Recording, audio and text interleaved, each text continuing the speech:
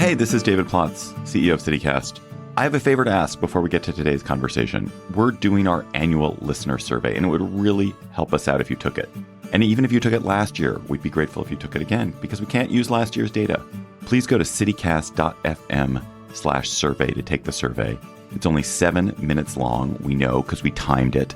That's citycast.fm/survey.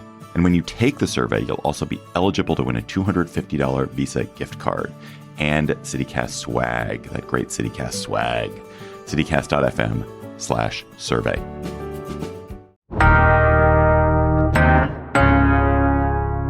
Today on CityCast Houston, Mayor John Whitmire just got major props for how the city handled the winter storm. But some groups are giving him a failing grade on a really important part of his job, and that's working with community organizers.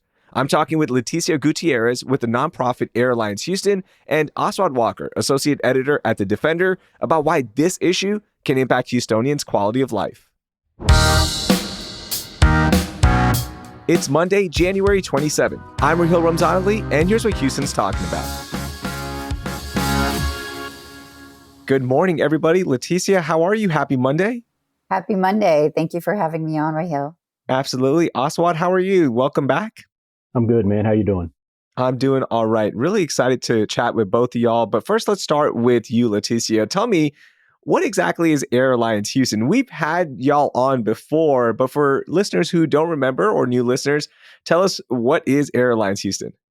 Sure. Air Alliance Houston is a nonprofit advocacy organization that strives for better air quality for all Houstonians and really all Texans as well, because we believe that where you live should not determine if you live. And so we strive for that on a pretty constant basis. Yeah, and it's such an important organization, right? But right now, there are some frustrations with Mayor Whitmire. What is happening? Tell me. Well, I guess going based on past experiences with former mayors, we usually by now would have had some sort of, whether informal, formal meeting to just discuss some of our priorities, not just as it pertains to Air Alliance Houston, but a lot of the other coalitions that we're a part of, like Healthy Ports Community Coalition, a lot of the other community groups that are on the ground trying to make Houston better, really. And so, again, we really haven't had that opportunity to sit down with the mayor to discuss these concerns going on the last 12, 13 years that I've been doing this work. Usually, any new administration comes to the table again to have these conversations. It doesn't necessarily mean that, they're supporting or endorsing all of the things. It just means we're having a conversation to see where we can have some meeting of the minds that unfortunately has not happened. Have you requested this with Mayor Whitmire multiple times, I'm assuming? Yes, we have. We've tried every channel. I mean, we went through the usual route of doing the online portal, and we've gotten, several messages back saying the same thing, that his calendar is very busy and he doesn't have opportunity, which again, I mean, at some point, I would think that, just 30 minutes of his time to come and meet us or us meet him at his desired location. Yeah. I will say that we do have some friendly council members, Councilmember Plummer, Joaquin Martinez, Julian Ramirez. They've been also helpful. Unfortunately, it's just not gone anywhere. Gotcha. What was it like under Mayor Turner when you would reach out and ask for a meeting? Well, first of all, I was part of his transition team, the health transition team that he had put together. And so that made things a little easier for us to have access. And he would come and meet and sit down, again, not just with Air Alliance Houston, but with the many other organizations that made up a lot of the intersectional things around quality of life issues, and air quality being one of them, right? Yeah. And so just trying to come up with ways, and also where the city and the mayor could support as it pertains to legislative priorities, also to find out where the city is going in that direction, especially as the new leg session has started.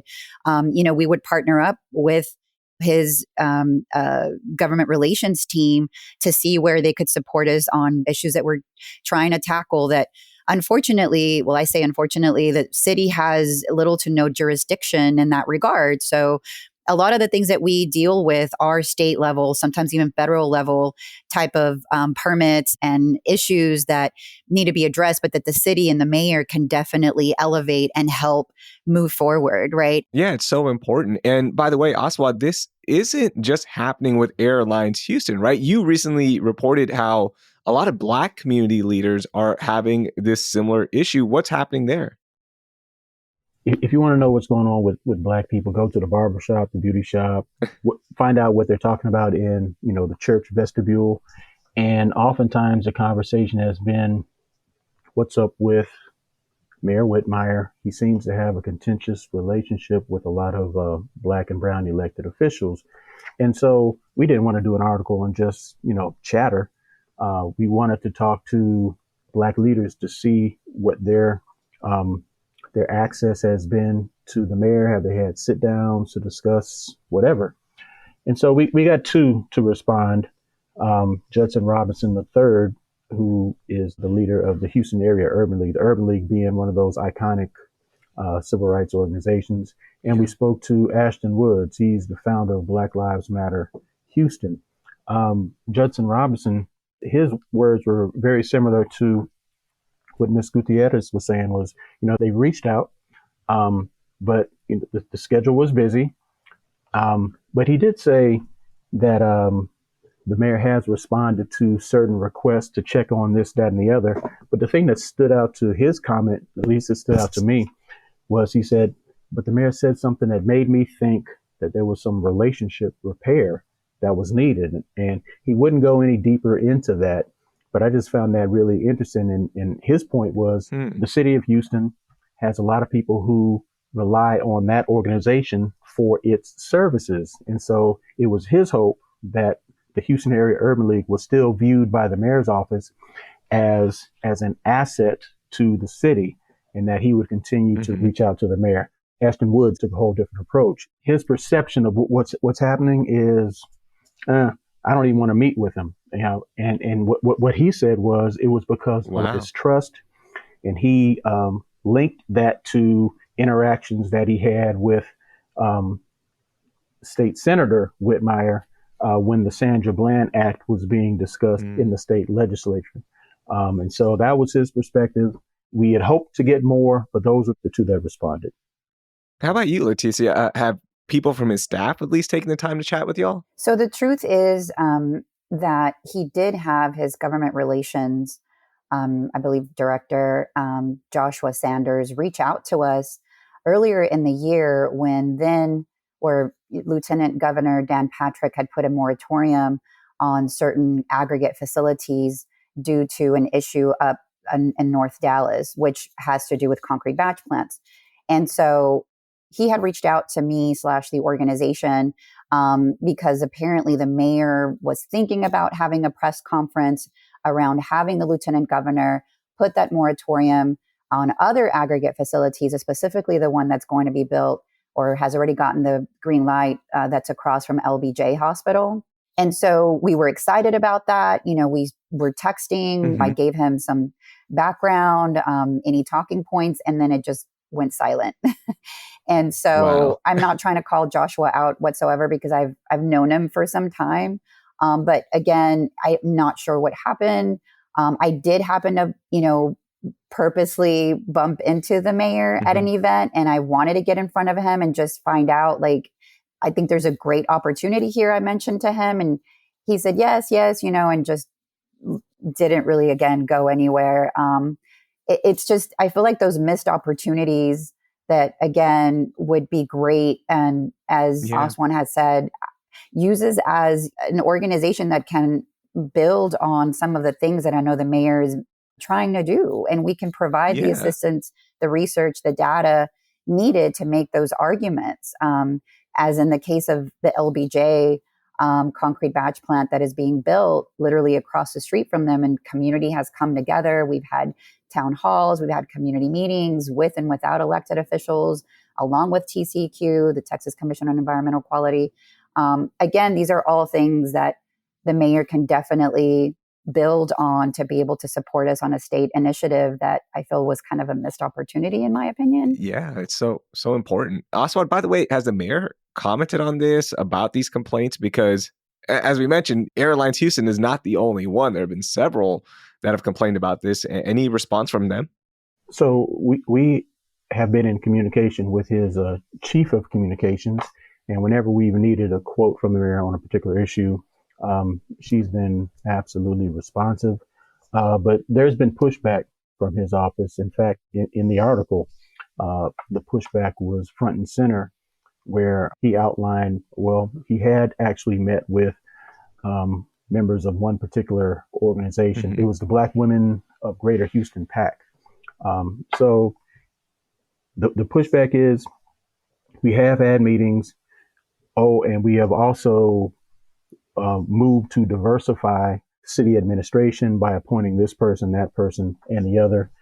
But our article was really not about the diversification of who has jobs. It's these community organizers, these organizational leaders, are they able to bring their issues, concerns to the mayor's office so that they can work together? And one of the reasons why I guess that's so important, at least to us, since our newspaper is focused on the African American community, we just had 8 years of an African American mayor who was very responsive, almost overly responsive, easily accessible, whether that's good, bad, or the other. That's what it was. And so there's just been this huge, at least a perception, a huge difference in access. Why is it so important to meet with the mayor, Leticia? I know it's an obvious question, but like an email, could that do the job? Meeting with the staffer, could that get it done? Why is it so important to get that FaceTime with Mayor Whitmire? It is important, for, I feel, any city leader that is trying to make our city better, right? And I'm all for diversification for sure, because I know that he has appointed some Latinas to certain boards, and which is awesome. At the same time, what does that mean in terms of, trickling down to the regular community member? How does that impact our lives?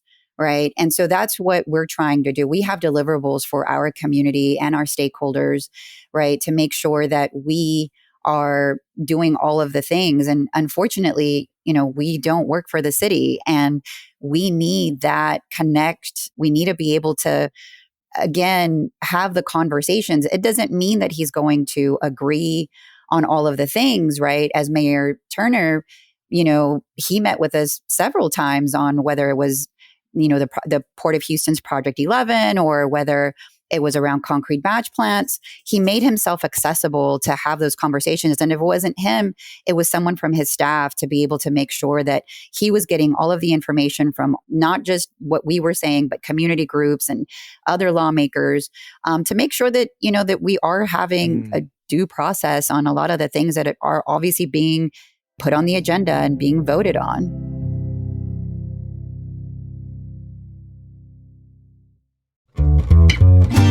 Life and Death on the Border 1910 to 1920 is now on view at Holocaust Museum Houston from January 24th to May 25th. This groundbreaking exhibition is produced by the Bullock Texas State History Museum in collaboration with Refusing to Forget, and it explores a decade of hardship, conflict, and state-sanctioned violence along the Texas border that threatened to destroy a community. But this decade also led to a cultural renaissance along the border and beyond, and it inspired the Mexican-American Civil Rights Movement. Life and Death on the Border 1910 to 1920 will be on view in Holocaust Museum Houston's Joseph and Edith Mintzberg Gallery, January 24th through May 25th. Admission is always free for ages 18 and under and college students with a valid school ID, and it's also free to everyone Thursdays from 2 p.m. to 5 p.m. Learn more at hmh.org/lifeanddeath.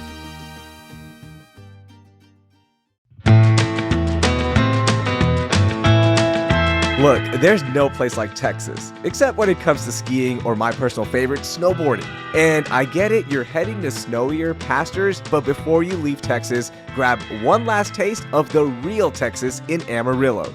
If you love a good Texas road trip like me, then Amarillo needs to be on the top of your list because it's quirky, wild, western, and a spontaneous city. I mean, where else can you spray paint a Cadillac, cruise down Route 66, and even find that perfect cowboy or cowgirl hat for rodeo season? Here's a pro tip for me. If you're driving to a ski destination, make sure you stop at Palo Duro Canyon right outside of Amarillo and hike in the second largest canyon in the US. Heck, I think you should stop on the way back as well because of how amazing it is. After that hike, be sure to carb load on some Tex-Mex and then pop into a speakeasy in Amarillo and grab a well-deserved drink. The mountains may be calling, but Amarillo will make you proud to call Texas home. Start planning your trip to Amarillo at visitamarillo.com and après ski into the real Texas. Do you plan your vacations based on whether you can speak the local language?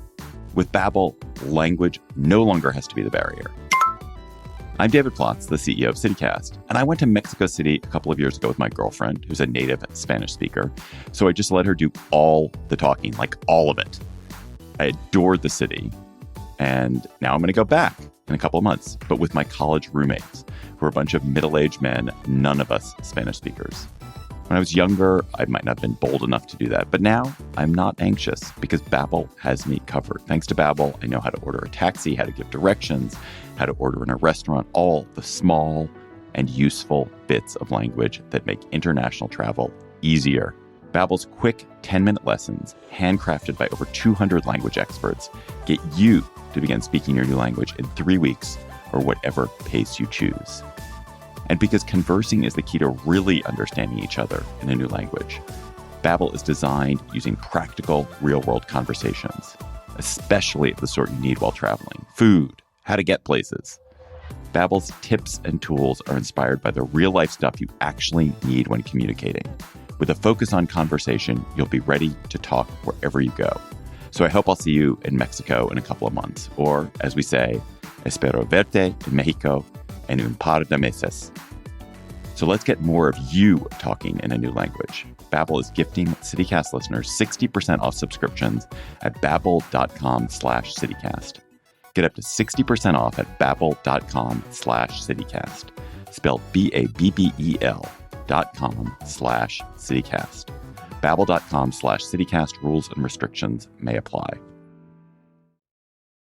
Now, for both of y'all, what does this mean for everyday Houstonians, right? Like, are things not getting done, or could things get done better, right? More social service programs, better air quality. Why does this matter so much, Aswad? Well, it's just like any relationship you have with a significant other. Everybody wants to feel heard, whether the other person agrees or not. At least you're in communication, so you can talk and you can come to a middle ground, or you can do whatever.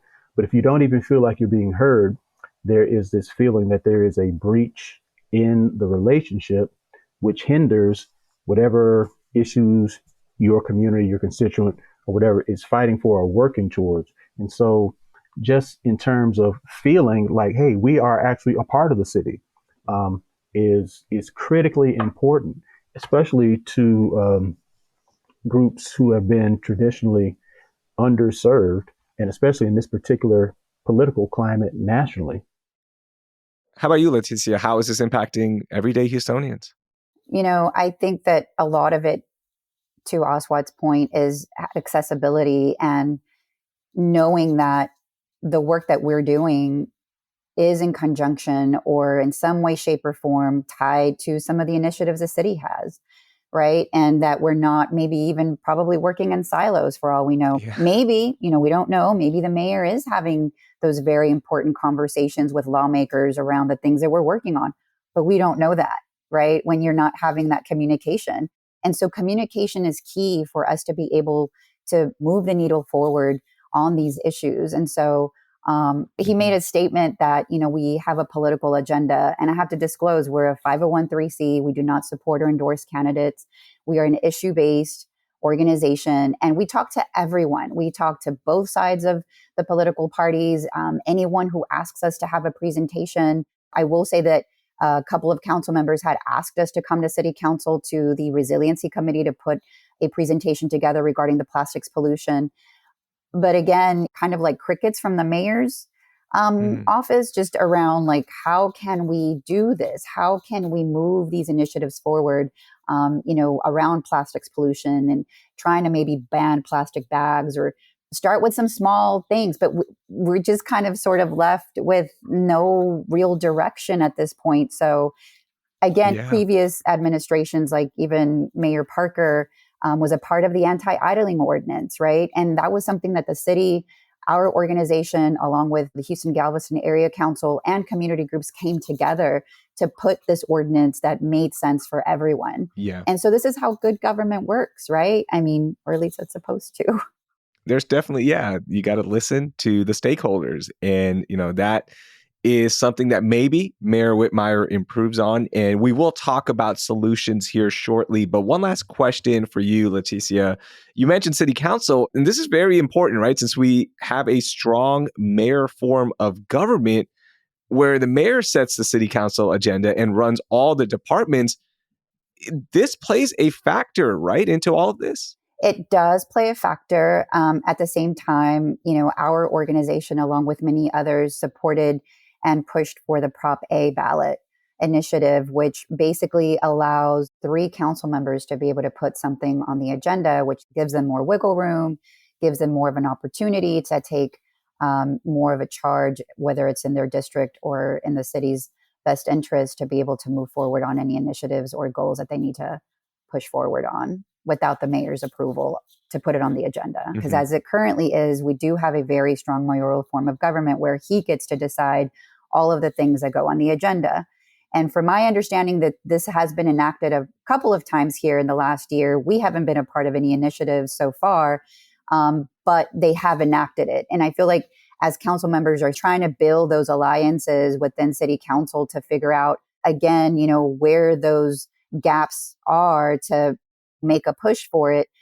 I do understand also, just from some of the conversations that I've had with council staff, is that, most of the times they do go to the mayor to present an idea to see ways to not maybe necessarily enact the Prop A, which is fine also. But I just still feel that it's lacking a bit because the mayor still essentially is running the show, if you will. So I think that it's important that council understands that they do have a more power than they did before, and hoping that they move forward with it. I'm in perfect agreement. I'm sitting here thinking about all the off the record conversations I've had on this, but it's critically important. And like Ms. Gutierrez said, the city council has been given more wiggle room, wings, more muscle, more Yeah. whatever you want to call it. And so it'd be lovely to see that enacted. But still, so much of all of this relies on the CEO of the city and that person's openness to having those conversations with constituents. And like I said earlier, a lot of the barbershop chatter, that feel is that those things aren't happening. No, it definitely doesn't. So let's talk about solutions now. And this is the important part of being the mayor, the CEO. And frankly, we're all wanting Houston to be the best city that it can be. And that's one of the big jobs, right? So what would you tell Mayor Whitmire if he said, "Hey, Leticia, give me some solutions"? What do you got for him?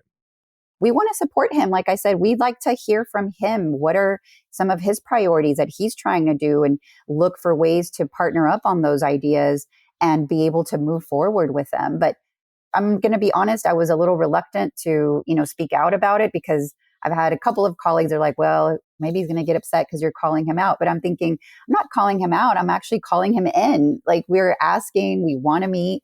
We have the best intention. We love this city. We want to make it better. I think that there's opportunities there for the mayor to, say, hey, like, I'm getting behind this. And we will sing his praises. We're ready for that. I can't point to one thing. I mean, we have so many things. We have concrete batch plants, for instance, that we are trying our best this ledge session to be able to tackle a lot of those issues and concerns around communities, seeing them take over our city, predominantly in Black and brown communities. Yeah. There's also plastic pollution, trying to figure out ways to reduce our plastic waste. So, again, I think that these are some low-hanging fruit for him to just come to the table.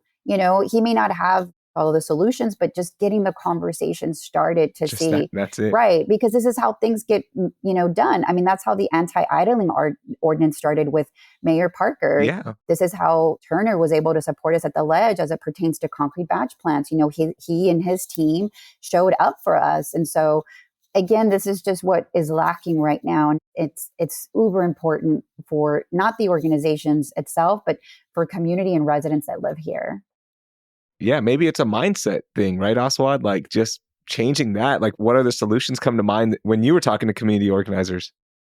Absolutely, because I'm sitting there, I'm thinking about myself. I am not a meeting just for meeting's sake type person. If I'm in a meeting, it's got to be for a reason. We're trying to get something done. And I read quotes from the mayor who said basically the same thing. But, these organizational leaders, they're not just trying to have a meeting just to put it on their resume. It's because their communities, their constituents have issues and concerns that are critically important to them, but they're also critically important to the well-being of the entire city. And so, like you said, I think it's a mindset change that this isn't just, a smoke and mirrors type thing. This is to move the city forward. And one way you do that is you utilize all the talent that you have. And this city has talent. Air Alliance Houston, you got to look at that as a talent. Houston Area Urban League, talent and creativity and intelligence. These groups bring something to the table. And so tap into that. It can improve whatever plans that he's working on. Wow, perfectly said. Before I let y'all go, any final thoughts on this? Maybe the mayor's listening to this one. Maybe somebody in his administration is listening. And if there's one big takeaway, final thoughts you want to leave them with, what is it? Leticia, you go first. I mean, it's just, the same message as we want not to have a meeting just for the sake of one, as Aswad explained. We genuinely want some inclusiveness in a lot of the things that I know the mayor is working on and possible ways to mitigate some of the problems that the city currently has.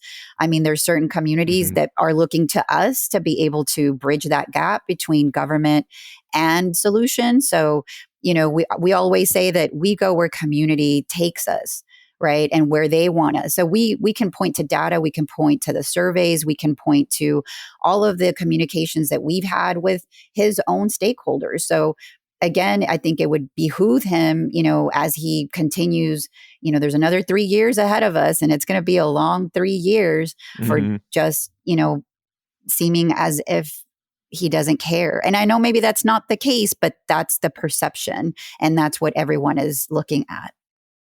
Rice University professor for years, Stephen Kleinberg, argued that Houston is a model for what the United States is going to look like down the road.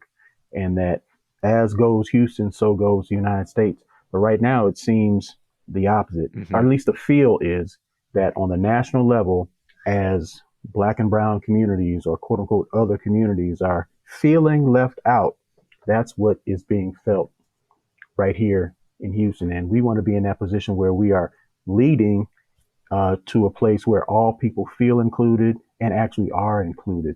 And so, those meetings like Ms. Gutierrez is saying, I think are critically important. That's very informative, really important stuff here. I appreciate both of y'all taking time out to join us and inform us on this important topic. Thank you once again for joining us. Thank you. Thanks for having me. That was Leticia Gutierrez, who is the Government Relations and Community Outreach Director at Air Alliance Houston, and Oswald Walker, Associate Editor at The Defender, which has been serving Houston's Black community since 1930. If you want to learn more about what these community groups are going through right now, I've linked a couple of stories in our show notes, including Oswad's story in The Defender. Now, before we go, I'm going to ask you for a huge favor, and that's sending this podcast to 3 of your friends. The last 3 friends you texted, just send it to them and tell them, hey, this really important issue is impacting our city, so please listen to CityCast Houston. Also, as you're listening right now, rate and review the podcast, and of course, if you haven't already, subscribe to it as well. We also have a daily newsletter called Hey Houston, which has news, events, happenings, and daily moments of joy, which you can get in your inbox every weekday morning.